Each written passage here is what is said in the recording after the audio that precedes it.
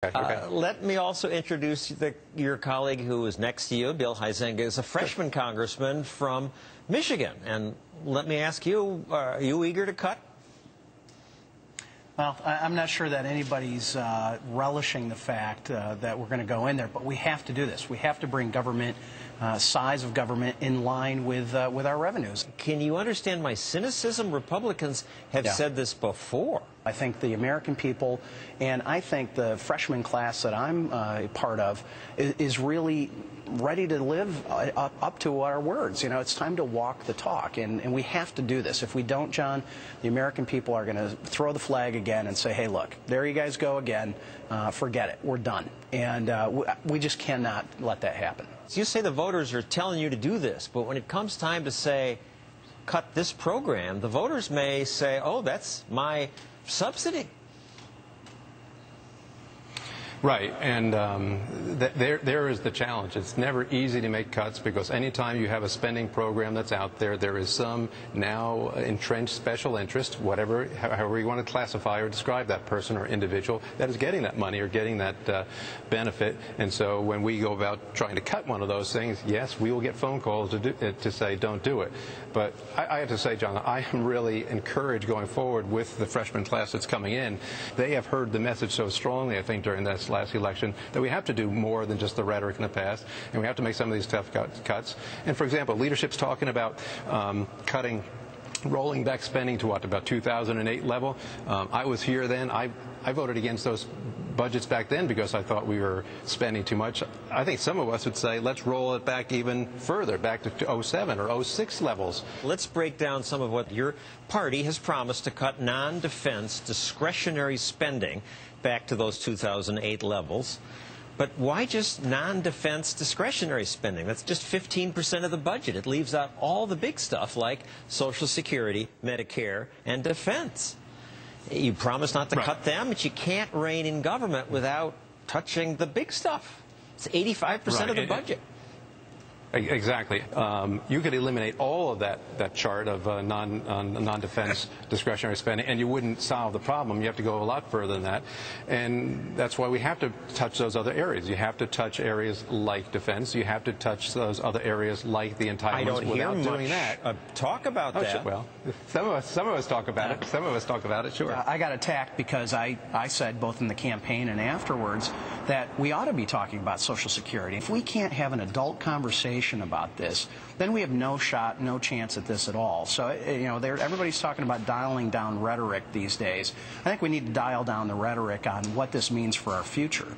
And this is why your point, John, is so important, because a lot of people call our office and say, you know, if you just eliminate foreign aid, if Speaker Pelosi or former Speaker Pelosi would just stop traveling on that big plane, we could rein in spending and that would solve the problem. That alone, as you point out, won't do it. You have to touch on each one of these areas, and until the American public is cognizant of that fact fully, as how dire our straits we're in right now really is, that we have to have shared sacrifice. Scott, you talked about going beyond the 2008 promise and down to 2006, but why not go back more? Here's a graph of your spending from 2008 to 2011. The budget for this year assumes you won't increase spending, and it's good that you want to lower spending to the 2008 level. But why not go back to before Bush spent like crazy? Lower spending to the $285 billion that Bush spent in 2000, his first budget. He was a spendthrift. As I said, I voted against some of those budgets back then because some of the times we were going in the wrong directions, and I'd say we have to get the curve going in the right direction. And so I agree with you. I just tell you where we are right now. Where leadership is talking about right now is going back to the 08 level. Some of us, when we come up with, I'm in the RSC, Republican Study Committee, we're looking at a more conservative budget than that and trying to go back to 06, but I'm willing to look at all these areas. I'm looking to go back to what we need to do to try to rein in the spending, and to do so that we can put us on a trajectory of, that's a fancy way of saying we want to get to a balanced budget, basically. And you House Republicans have an online contest called You Cut. People can go to this website and vote on which program should be cut, and then you will have the House vote on cutting that program. You let people vote on things like eliminate the federal employee pay raise, sell excess federal property, prohibit sleeper car subsidies on Amtrak. Why would there be sleeper car subsidies? But none of these, that's what people voted for on the internet. None of it happened.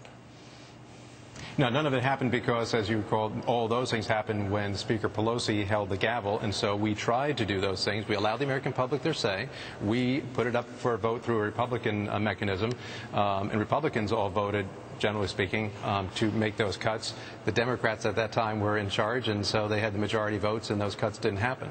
So now, in the future, we'll be in charge. We'll be able to make those cuts. On what you let the public vote on, sell excess federal property, $15 billion, that's pretty big, but eliminate national public radio subsidy, pretty small. And you talked about a $2 trillion cuts we need, but the three examples you gave are really small.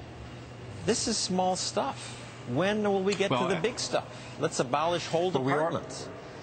Yeah, well, I'm there on that as well. I mean, I have bills in, for example, on education saying that, there's nothing constitutional about federal government doing education. Let the states opt out of education programs. Same thing on transportation. There's nothing constitutional about the federal government being engaged in paying for roads all across the country. So I have a bill in that says let the states opt out of that whole program and keep their tax dollars, the gas tax or their education taxes.